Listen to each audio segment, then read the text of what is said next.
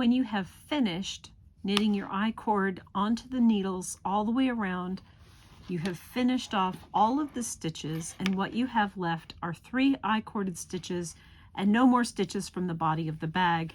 You want to join the beginning to the end. So the first thing you want to do is you want to cut this, leaving yourself enough to graft those 3 stitches together. Call it 12 inches. It doesn't have to be an awful lot of thread. Don't leave yourself yards. You'll make yourself crazy. And you're going to thread a tapestry needle onto that yarn. And then we'll zoom in. I have my 3 live stitches, and here are my cast on stitches.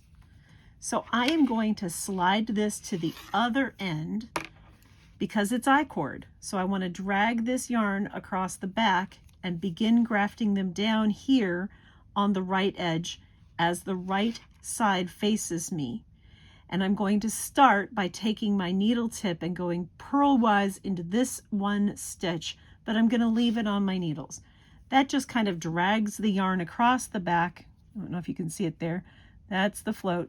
Drags it across the back and anchors it into the first stitch. Now I'm going to come up here to my cast on. See that first stitch right there? I'm going to go right like that around that cast on stitch. And I'm going to pull the yarn through.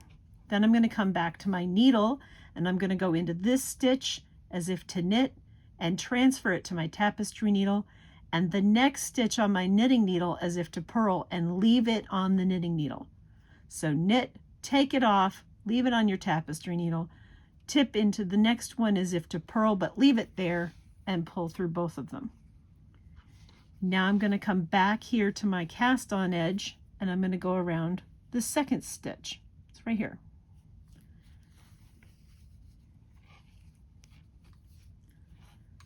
Pull those together. Then I'm going to come back here to my needle and I'm going to go knit, take it off, purl, leave it on, pull it up, and I'm going to go to my final cast on stitch, which can be kind of hard to see because you knitted it together with this green one, but it's here.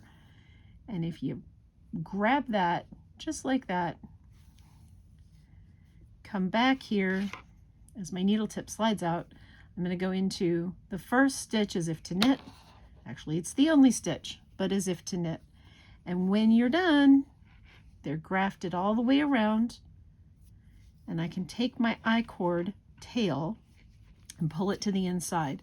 Now I got a bit of a hole here, and that's because I did this in a contrast color. If I hadn't done it in a contrast color, it would be far less visible. But there you have it. Back out. And there is the top edge of my little sample bag.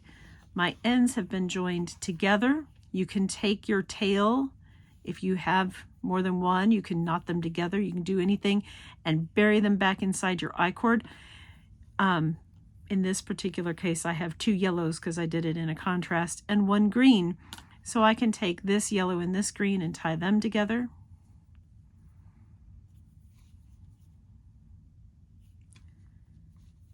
I like square knots, but really, honestly, it's going to be felted. Anything that'll hold it in place is perfectly legit. And then I'm going to take these 2 yellows, so I'm going to use this one again, and I'm going to tie them together.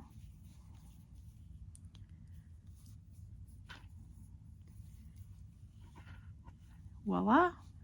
And I'm going to take all 3 of these tails together, thread them into my tapestry needle,